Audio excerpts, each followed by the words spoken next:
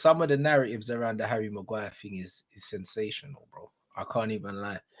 I've never seen a man stripped of the captaincy, yeah, and man's posting on social media, bro. What was he expecting, bro? What was he expecting? You know what it is? He was expecting sympathy. That's number one, because you have to bear in mind, as much as me and you might think that the majority of this fan base are against Maguire, bro, Maguire has got one loyal following. Like, there's a lot of men that back Maguire and that think, yo, like, once he leaves Man United, like, people's faces are going to be in the mud where he's going to prove all his critics wrong and all that shit. Fam, I'm telling you that Maguire's got a very loyal following that's, at the moment, they're under the covers because shit's not really going their way. So what, they think that he's going to leave us and prove us wrong? Is that what they think's going to happen? Yeah. Like, I've seen it, like, on my TL, like, I've seen it, like, the whole, he'll go prove everybody wrong. Like, they've already started this whole comparison between, like, him and Varane and this and that. So that's why I wasn't surprised to see the whole statement. I wouldn't have done it, but each to their own, to be fair. Hold on, what kind of comparisons are we talking about? Statistical comparisons, or or what? Because what's there to compare, bruv?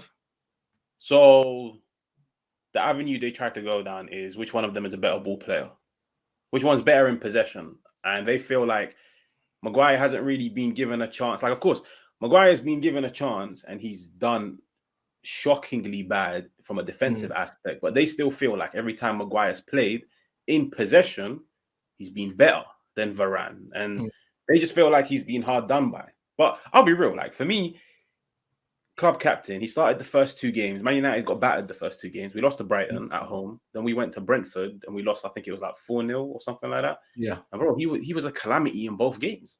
Yeah. And it's just every single time he was given an opportunity. Like, the one thing I'll salute Ten Hag is when he first came in, like, he didn't have any favorites. It was more like, listen, I'll give you an opportunity. If you take it, you keep your place in the team. If you don't, I will drop you. And I always use the example of, like, Malacia and Shaw, where Shaw started the first 2 games. He was poor. Malacia came in for about 5-6 games. Then Malacia, there was one Europa League game where he was shockingly bad.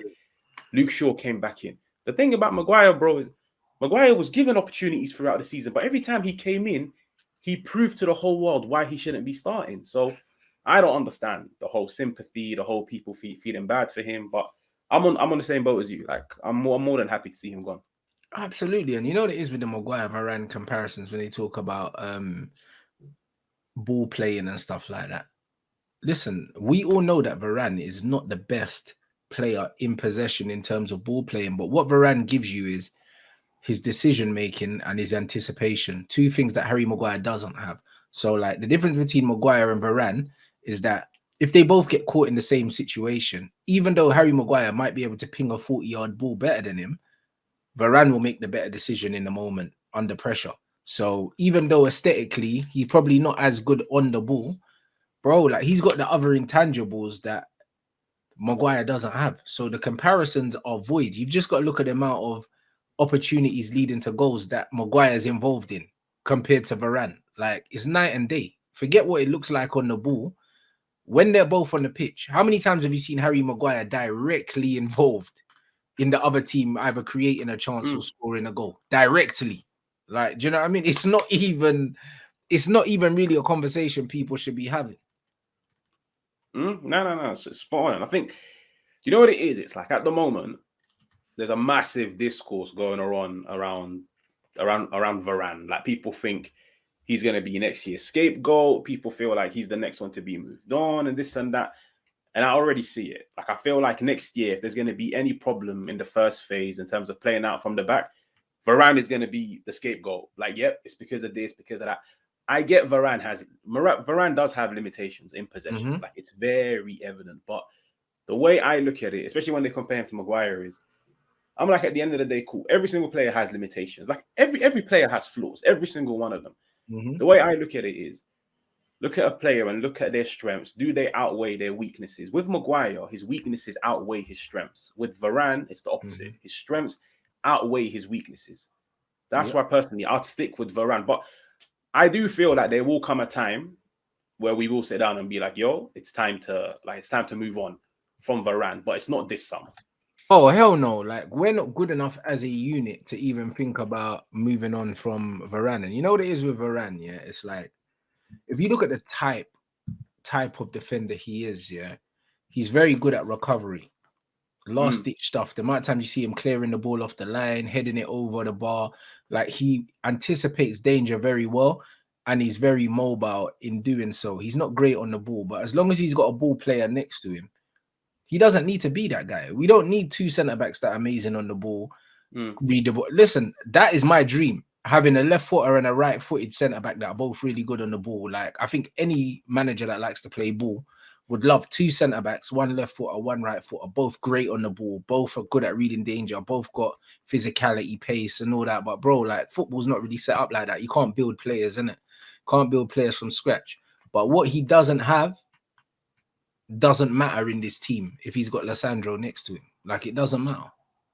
No. It doesn't matter because firstly, I feel like Varane complements Martinez and Martinez complements him where what Martinez lacks, Varane brings to the table, and what Varane lacks, Martinez brings. But personally, that is just my opinion. I've always said, as much as everybody would love to have like two centre halves that can ping a ball and break lines and this and that, the reason why I like Varane is the fact that Varane isn't a very aggressive passer of a ball where Martinez, as soon as the opportunity presents itself to break a line, he will do it. Like he's got that confidence. He's got the ability to do it. When you've got two centre halves that are both very aggressive, you have to bear in mind, not every pass is going to reach the destination that you've got in mind. Like sometimes it will get intercepted. Sometimes it will get blocked. When you've got one person that just keeps it tidy and ticking at the back, and then you've got one that's the more aggressive one, it works perfectly. And like you look at Manchester City, for example, John Stones is the more aggressive passer, the one that likes to break lines, or Laporte. Laporte is very fancy in possession.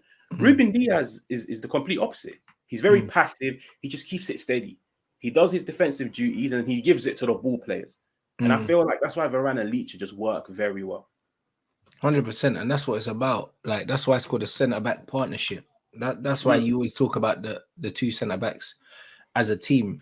You never see people talking about defenses and they're just talking about one centre-back because they work in tandem, bro. One goes, one stays. Do you know what I mean? And if you've got two aggressive defenders, it leaves you very vulnerable. Do you know what I mean? And Varane sweeps very well. So, like, trying to use Varane or use Harry Maguire as a stick to beat Varane with is crazy to me, bruv. Because it's like one is literally a World Cup winning multi-time Champions League winning experienced centre-back. And one is a guy that's been relegated 4 times, bruv, and ain't done nothing in football. Like, so the conversation, bro, it's blasphemous, bro. Like, it doesn't make sense. Now, you know what it is? It's like, it's the whole English bias. Like, that's one where, like, with Maguire, I never wanted him. Like, I remember a few summers ago when we were linked with him and we spent the whole summer chasing him and this and that. I was like, yo, I'll be real. I didn't expect him to be as bad as he's been. I was like, value for money, what I've seen, especially in the World Cups and Leicester, I'm not a fan of the guy. But the thing with Maguire is, bro, is like people are actually upset in their feelings. And I'm like, you can't, like, are you trying to fool everybody? Like, we've all sat down and watched games season after season. We've watched FA Cups, Carabao's, Premier League, Champions Leagues. So many times he's been a liability. And it's like, you look at periods this season when Varane was injured, we looked shaky. As soon as Varane came back into the team towards the end of the season, we looked steady again. And that should be enough. That should be enough for you to see who's important and who isn't important. 100%. And this is what it is. It's like a lot of these players, you don't realize their importance until they're not there, innit? And Varane is definitely one of them. He's definitely one of them, man. And his reading of the game and just the little things that you don't recognize, they get overlooked massively until he's not there. Massively. Even in the air. He's good in the air, bro. Like, you would never think, when you think of our winning headers and that, you don't think of Varane, but the amount of last-ditch headers this guy wins, do you know what I mean? It's crazy, bro. He's just a solid defender all around, and he's got good acceleration, bro. So, like, to me, only main concern with Varane was not his lack of ball playing ability, it was his lack of availability. And to be fair, his injuries haven't been as bad as I expected them to be. Like when he came in, the first thing I was thinking is this brother's always injured, bro. Like, you know what I'm saying? And to be fair, he's been available for, but I'd say 2/3 of the games, and now he's retired from international football as well.